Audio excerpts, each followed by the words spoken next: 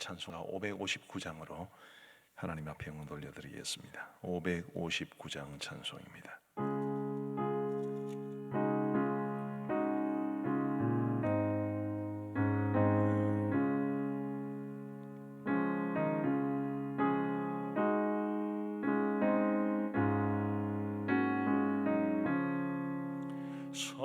사철의 봄바람 불어있고 하나님 아버지 모셨으니 믿음의 반석도 든든하다. 우리 집 즐거운 동산이라. 고마워라 임마누엘, 예수만 섬기는 우리 집. 고마워라 임마누엘, 복되고 즐거운 하루하루. 어버이 우리를 고이시고 동기들 사랑에 뭉쳐있고 기쁨과 서름도 같이 하니 한간의 초가도 천국이라. 고마워라 임마누엘, 예수만 섬기는 우리 집. 고마워라 임마누엘, 복되고 즐거운 하루하루. 아침과 저녁에 수고하여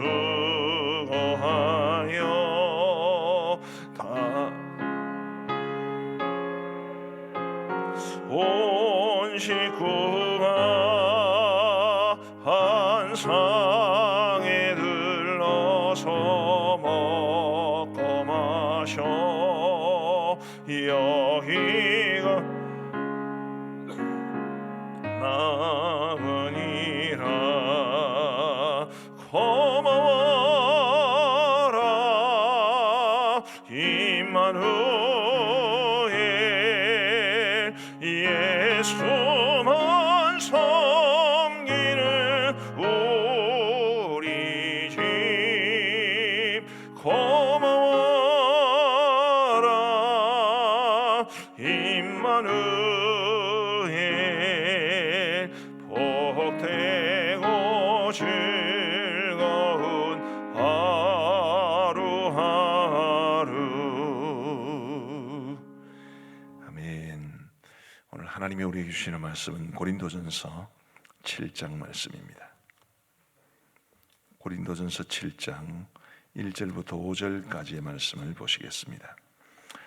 원래 오늘 복 있는 사람 본문은 16절까지입니다만은 5절까지만 보시겠습니다. 고린도전서 7장 1절부터 5절, 우리 말씀을 교독하시겠습니다. 제가 먼저 고린도전서 7장 1절을 읽겠습니다. 너희가 쓴 문제에 대하여 말하면 남자가 여자를 가까이 아니함이 좋으나 음행을 피하기 위하여 남자마다 자기 아내를 두고 여자마다 자기 남편을 두라. 남편은 그 아내에 대한 의무를 다하고 아내도 그 남편에게 그렇게 할지라. 아내는 자기 몸을 주장하지 못하고 오직 그 남편이 하며 남편도 그와 같이 자기 몸을 주장하지 못하고 오직 그 아내가 하나니. 같이 읽겠습니다. 서로 분방하지 말라. 다만 기도할 틈을 얻기 위하여 합의상 얼마 동안은 하되 다시 합하라. 이는 너희가 절제 못함으로 말미암아 사탄이 너희를 시험하지 못하게 하려 함이라. 아멘. 고린도전서는 7장부터 이제 그 내용이 달라지게 됩니다. 7장 1절에 보시면 이런 말씀이 있죠. 너희가 쓴 문제에 대하여 말하면, 자 6장까지는 이런 표현이 전혀 없었습니다. 너희가 쓴 문제에 대하여 말하면 이라는 것이 무슨 뜻이냐면, 이 고린도 교회가 사도 바울에게 질문을 한 것입니다. 편지로. 그래서 그 질문에 대한 답을 주는 것이 11장까지 기록되어 있습니다. 이런 문제에 대해서, 저런 문제에 대해서. 지금 고린도전서 7장의 내용은 결혼과 이혼에 대한 것인데, 결혼과 이혼에 대해서도 그들이 사도 바울에게 질문을 한 것이고, 그 질문에 대한 답을 주고 있는 것입니다. 그리고 7장 1절의 나머지 부분을 보시면, 제가 1절을 처음부터 읽어드리면요, 너희가 쓴 문제에 대하여 말하면 남자가 여자를 가까이 아니함이 좋으나, 굉장히 오해가 많이 되는 구절입니다. 겉으로만 보면, 좀 보여주세요. 겉으로만 보면 남자가 여자를 가까이 아니함이 좋으나 라고 해서 굉장히 금욕적인 그런 부분을 말하는 것 같습니다만은, 이게 남자가 여자를 가까이 아니함이 좋다라는 저 말이 사도 바울이 한 말이 아니라 저게 질문이었습니다. 그러니까 우리 성경에도 그렇고 헬라어 원문에도 그렇고 이게 인용문이 없거든요. 그래서 남자가 여자를 가까이 아니함이 좋다라는 저 말이 누가 한 말인지를 학자들이 굉장히 헷갈려 했습니다만, 요즘은 이제 저것이 고린도 교회 성도들의 질문이 저것이었다, 그렇게 거의 의견의 일치를 보고 있습니다. 만약에 사도 바울이 한 말로 보면 남자가 여자를 가까이 아니함이 좋으나 굉장히 결혼도 거부하고 또 금욕하는 것처럼 보이죠. 그러나 그게 아니고, 고린도 교회 성도들 중에 남자가 여자를 가까이 아니함이 좋습니까? 결혼도 하지 않고 금욕적으로 사는 게 좋습니까? 라고 질문을 한 것입니다. 왜 그런 질문을 했느냐 하면, 고린도가 그 당시에 너무 더럽고 성적으로 타락한 곳이었기 때문입니다. 얼마나 타락했느냐 하면, 그 당시 사람들에게 야 고린도 사람 같다 이러면 너 바람둥이다, 그런 뜻하고 같았다고 합니다. 그만큼 고린도가 성적으로 음란한 곳이었습니다. 고린도에는 도시 중앙에 아크로폴리스라는 게 있었는데, 그 아크로폴리스 위에 이 그리스 사람들이 섬기던 신들의 신전이 있었습니다. 그 신전에 최소 3,000명에서 최대 약 6,000명 정도에 이르는 여사제들이 있었고, 그 여사제들이 낮에는 그 신전의 일을 하다가 저녁에는 창녀가 되어 가지고 온 도시를 성적으로 음란하게 만드는 것이 그게 고린도였습니다. 그런 곳이었다 보니 이 고린도 교회 성도들 가운데 예수님을 믿고 이제 새로운 삶을 살겠노라고 그렇게 결심하고 보니, 그 예수님을 믿기 전까지는 그냥 자연스럽게 눈에 들어왔던 고린도 교회 그 성적인 타락이 너무 안 좋아서 차라리 우리가 금욕적으로 가는 것이 좋지 않겠는가, 그렇게 주장하는 사람들이 있었고, 과연 그게 맞는가라고 사도 바울에게 질문을 한 것입니다. 원래 아주 극심한 탐욕에는 반대급부처럼 금욕이 따라옵니다. 스토아 학파와 에피큐로스 학파가 그렇죠. 이 고린도에도 마찬가지였던 것입니다. 그러면 사도 바울이 고린도 교회 성도들에게 어떤 답을 주었겠습니까? 그게 이제 2절부터 나옵니다. 2절 말씀 한번 보십시다. 음행을 피하기 위하여 남자마다 자기 아내를 두고 여자마다 자기 남편을 두라. 자, 여기 음행을 피하기 위하여라는 말씀이 나오죠. 5절 말씀에도 보시면, 서로 분방하지 말라. 다만 기도할 틈을 얻기 위하여 합의상 얼마 동안은 하되 다시 합하라. 이는 너희가 절제 못함으로 말미암아 사탄이 너희를 시험하지 못하게 하려 함이라. 여기 절제하지 못함과 아까 2절에서 보았던 음행이라는 것은 일맥상통합니다. 지금 여기에서 우리가 굉장히 주목해서 봐야 할 것은, 사도 바울은 성적인 욕구를 인정했다는 것이죠. 성적인 욕구를 인정하면서 그는 결혼을 권장합니다. 다시 2절 말씀을 보시면, 음행을 피하기 위하여 남자마다 자기 아내를 두고 여자마다 자기 남편을 두라. 그리고 3절에 보시면, 남편은 그 아내에 대한 의무를 다하고 아내도 그 남편에게 그렇게 할지라. 여기 의무는 배우자에게 성적인 만족감을 주는 것을 뜻합니다. 이것은 그 당시 문화에서는 굉장히 충격적인 이야기였습니다. 왜냐하면 지금부터 약 2000년 전에 성이라고 하는 것은 여성들에게는 자식을 낳기 위한 의무 정도에 불과했습니다. 그렇겠지요. 뿐만 아니라 성적인 쾌락을 즐기는 것은 주로 여성이 남성에게 제공하는 것이었지 여성들은 성적인 즐거움을 누리지를 못했습니다. 자, 혹시 착각할까 싶어서 말씀을 드리는데 여기서 말하는 성적인 즐거움은 성관계만을 말하는 것이 아닙니다. 부부간에 나누는 모든 성적인 친밀함을 다 말해주는 것입니다. 그런 친밀함조차도 주로 여성이 남성에게 제공하는 것이었지 남성이 여성에게는 그런 의무가 없었습니다. 남성은 지 맘대로 하는 거지요. 그런데 오늘 3절 말씀해 보시면 지금 남편과 아내를 동등으로 두고 있는 것입니다. 그래서 일부 사회학자들 가운데 그리스도인들은 이것이야말로 그 당시에는 그야말로 혁명적인 남녀 평등에 대한 가르침이었다라고 말을 합니다. 사도 바울이 남녀 평등론자는 아니었습니다.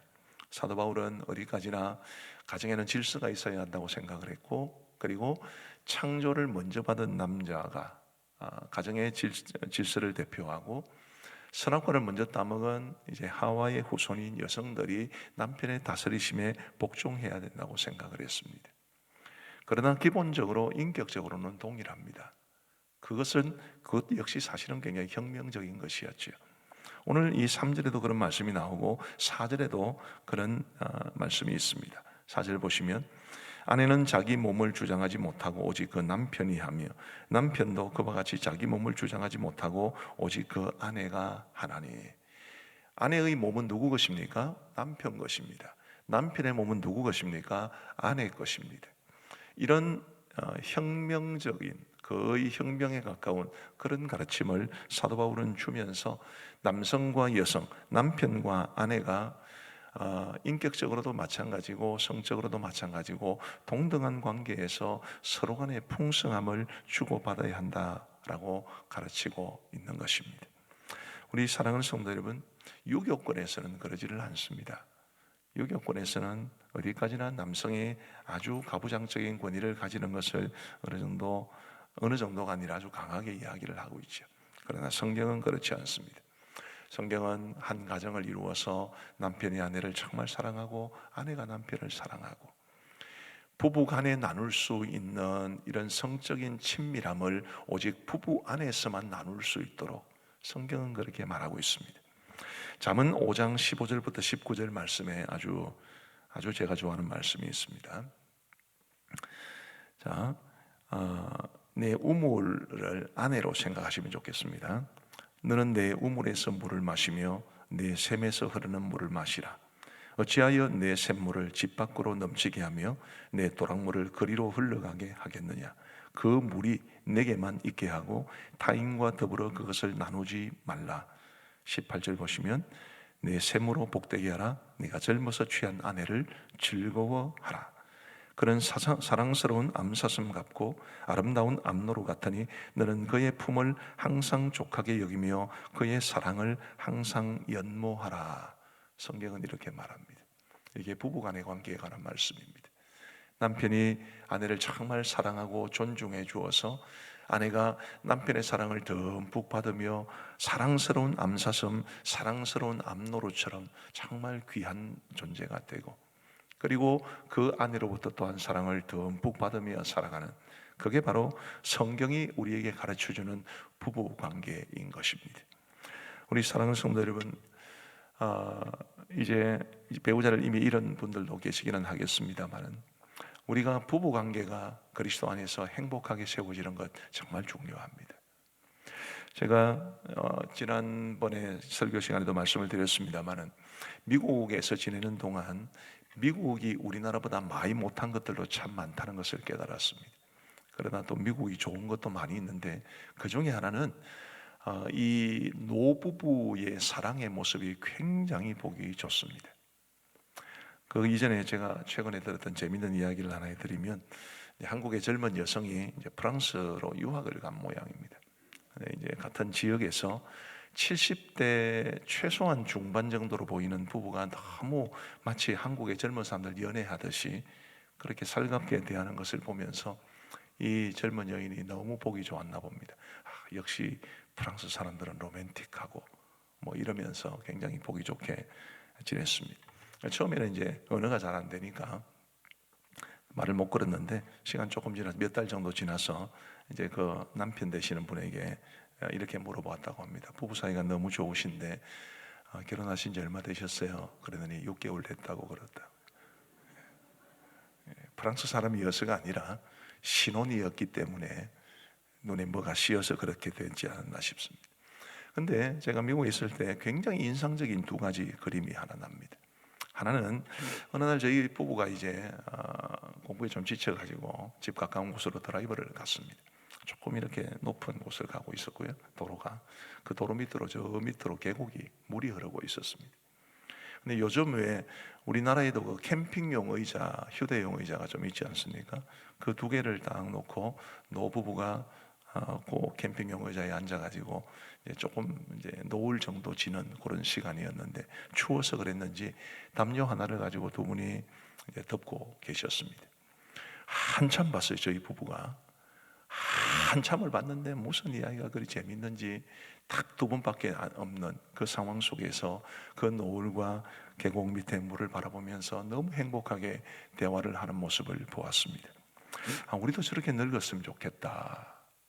부부가 저렇게 사랑스럽고 저렇게 대화가 풍성하고 저렇게 아름다운 모습을 보여주는 게 저게 정말 좋았다 싶은데 우리 한국에서는 잘 못 봤습니다.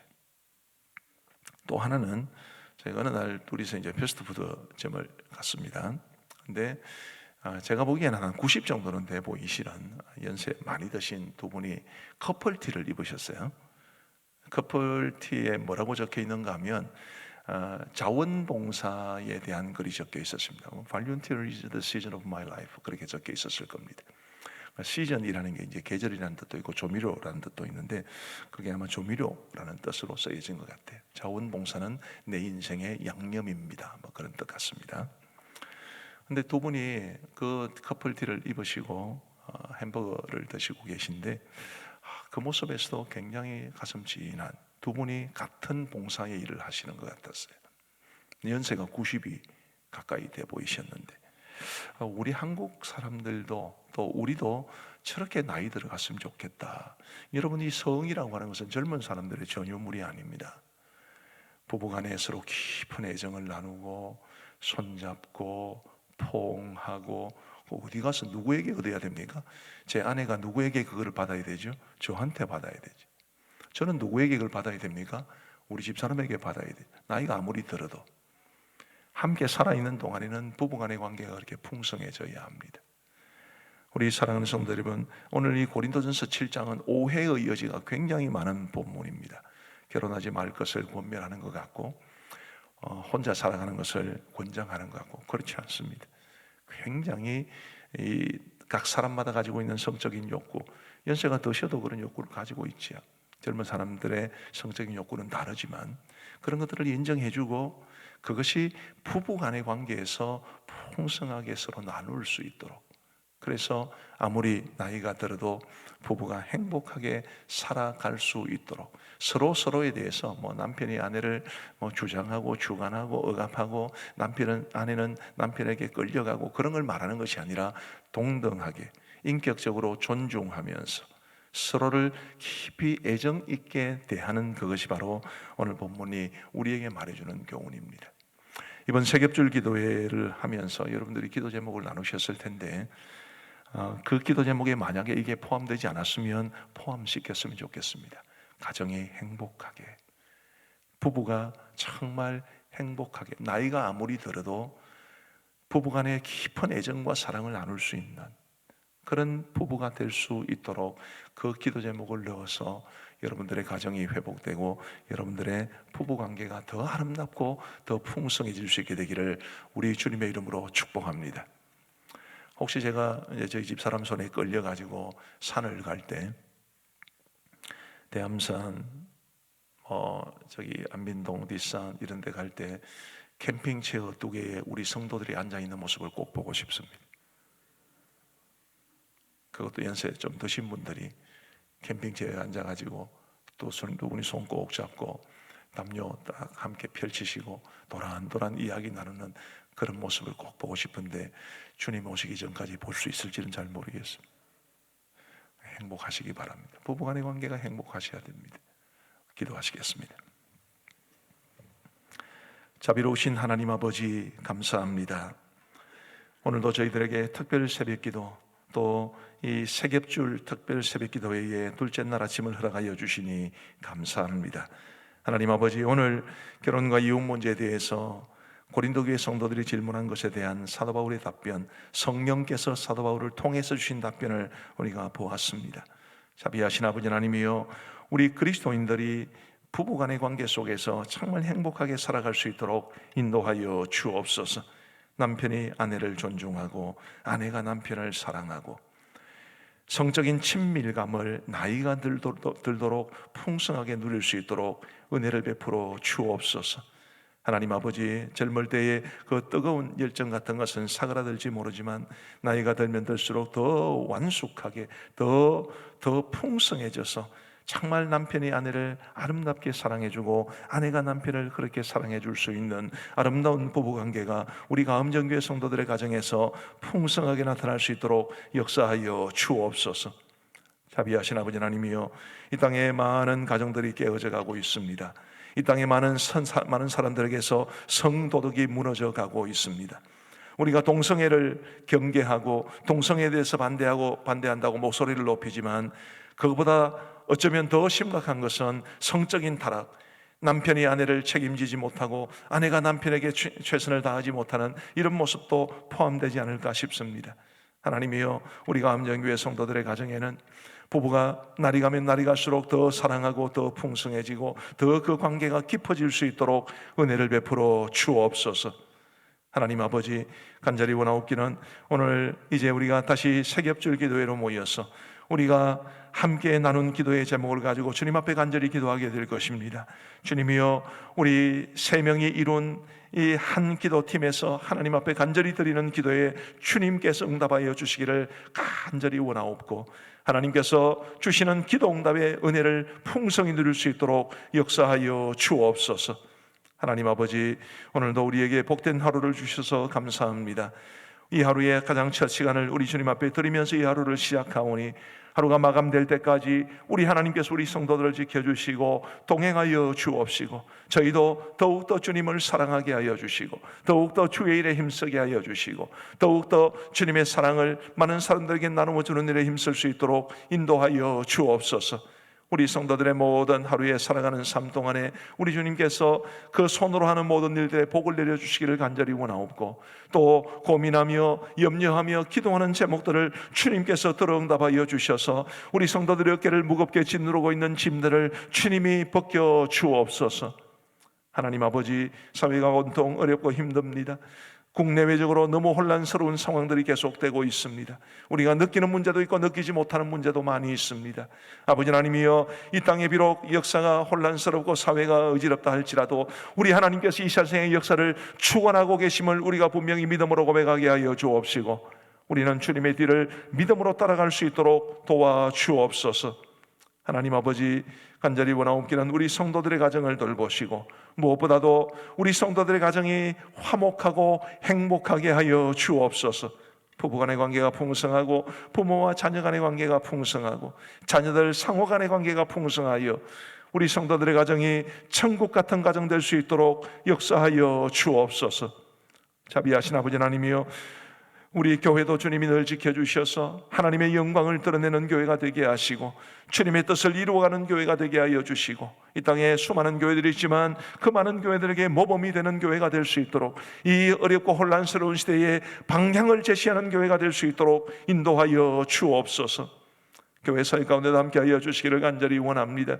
오늘 화요 중보기도 모임이 있는 날이오니 우리 아버지 하나님께서 함께하여 주셔서 귀한 종들이 모여 하나님 앞에 중보기도에 힘쓸 때에 그 기도 모임에 한없는 주님의 은혜를 베풀어 주옵소서.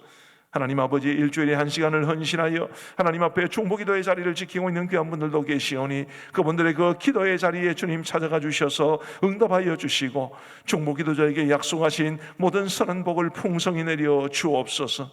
하나님 아버지, 이 나라를 긍휼히 여겨주시고 조국의 평화 통일이 속히 이루어지게 하여 주시고 우리 파송 선교사님들, 협력 선교사님들 어디에 있든지 주님께서 안보하여 주옵소서.